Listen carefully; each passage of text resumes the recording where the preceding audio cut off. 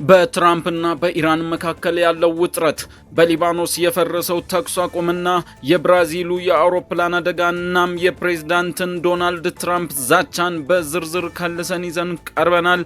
እንድትከታተሉን እየጋበዝን መከለሻ ሚዲያችንን ሰብስክራይብ እንድታደርጉ በአክብሮት እንጠይቃለን።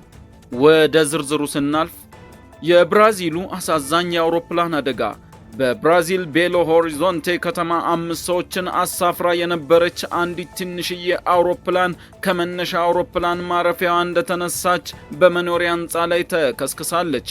አውሮፕላኑ ከፓምፑልሃ አየር ማረፊያ ተነስቶ በጥቂት ደቂቃዎች ውስጥ የተከሰከሰ ሲሆን በዚህም የ3 ሰዎች ሕይወት ወዲያውኑ አልፏል። ሌሎች 2 ሰዎች ደግሞ በከባድ ጉዳት ሆስፒታል ገብተዋል። በአደጋው ወቅት በህንፃው ውስጥ በነበሩ ነዋሪዎች ላይ ግን የደረሰ ጉዳት አለመኖሩም ተረጋግጧል። የሆርሙዝ ወሽመጥ ፍጥጫ፣ ኢራን ከምድረ ገጽ ትጠፋለች ሲሉ ፕሬዝዳንት ዶናልድ ትራምፕ ዝተዋል። በሆርሙዝ የባህር ወሽመጥ ላይ እየተባባሰ የመጣውን ወታደራዊ ውጥረት ተከትሎ ፕሬዝዳንት ዶናልድ ትራምፕ ለኢራን እጅግ አስደንጋጭ ማስጠንቀቂያ ሰጥተዋል። ከፎክስ ኒውስ ጋዜጠኛ ትሬስ ዩንግስት ጋር ቆይታ ያደረጉት ትራምፕ የንግድ መርከቦችን በማጀብ ላይ ባሉ የአሜሪካ የጦር መርከቦች ላይ የኢራን ኢስላማዊ ሪፐብሊክ ማንኛውንም አይነት ጥቃት የምትሰነዝር ከሆነ ሀገሪቱ ከምድረ ገጽ እንድትጠፋ ይደረጋል ሲሉ በከባድ ቃላት ዝተዋል። ይህ የአሜሪካ ጠንካራ አቋም የመጣው ዋሽንግተን በስትሬቱ በኩል የሚያልፉ የነዳጅና የንግድ መርከቦችን በጦር መርከቦች የማጀብ ፕሮጀክት ፍሪደም ዘመቻ መጀመሯን ተከትሎ ነው። ትራምፕ በንግግራቸው አሜሪካ በአሁኑ ወቅት እጅግ ዘመናዊ የጦር መሳሪያ የታጠቀች መሆኑን በመጥቀስ ማንኛውንም ትንኮሳ ለመመከት ዝግጁ መሆናቸውንም አረጋግጠዋል። በዛሬው ዕለት ብቻ የአሜሪካ ባህር ኃይል 6 የኢራን የፈጣን ጥቃት ጀልባዎችን ማውደሙ የተነገረ ሲሆን ይህም አካባቢውን ወደ ቀጥተኛ ጦርነት ሊያስገባው ይችላል የሚል ስጋትም ፈጥሯል። ምንም እንኳን ትራምፕ የኃይል እርምጃ ማስጠንቀቂያ ቢሰጡም ኢራን በድርድር ረገድ የተሻለ አቋም እንድታሳይ ግፊት እያደረጉ መሆኑንም ጠቁመዋል።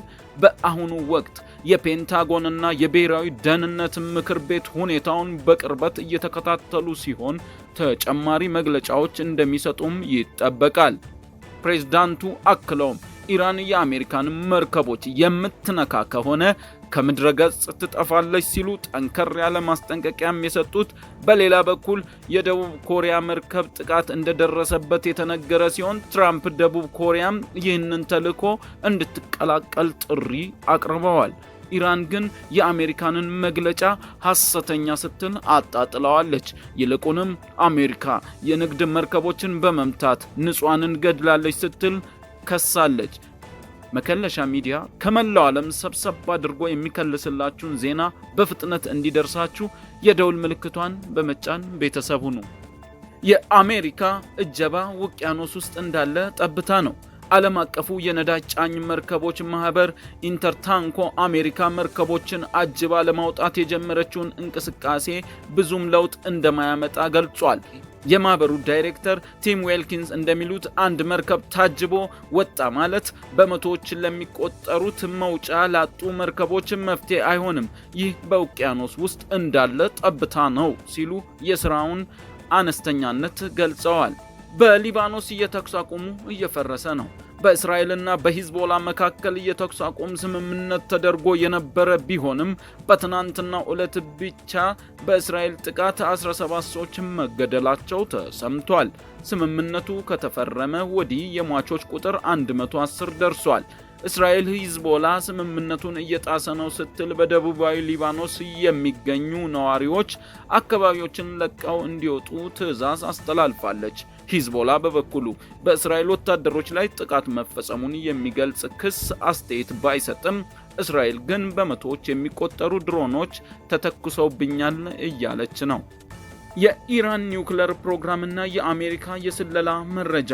የአሜሪካ የስለላ ድርጅት እንደጠቆሙት ባለፉት ወራት እስራኤልና አሜሪካ በኢራን ላይ የፈጸሙት ጥቃት የኢራንን የኒውክሌር ጉዞ ያን ያህል አላስተጓጎለውም። እንደ ሮይተርስ ዘገባ ኢራን የኒውክሌር ቦምብ ለመስራት የሚያስፈልጋት ጊዜ አሁንም ከ1 ዓመት በታች ነው። ምንም እንኳን ወሳኙ የሆነው የማበልጸጊያ ተቋማት ተመትተዋል ቢባልም ኢራን ያላት ከፍተኛ የበለጸገ ዩራኒየም ክምችት የት እንዳለ እስካሁን በውል ማወቅ አልተቻለም። ይህም ለትራምፕ አስተዳደር ትልቅ ራስ ምታት ሆኖ ቀጥሏል። የዓለም ፖለቲካ በሆርሙዝ ወሽመጥና በሊባኖስ በኩል እጅግ እየተፋፋመ ይገኛል።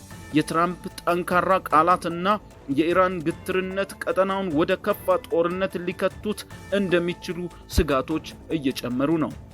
ከመከለሻ ሚዲያ የዜና ክለሳችን ለዕለቱ የተዘጋጀው የተከታተላችሁትን ይመስል ነበረ። በሌሎች ሰበር መረጃዎች እስከምንገናኝ ሰላም ለመላው ዓለም ይሁን እያልን መልካም ቆይታን እንመኛለን።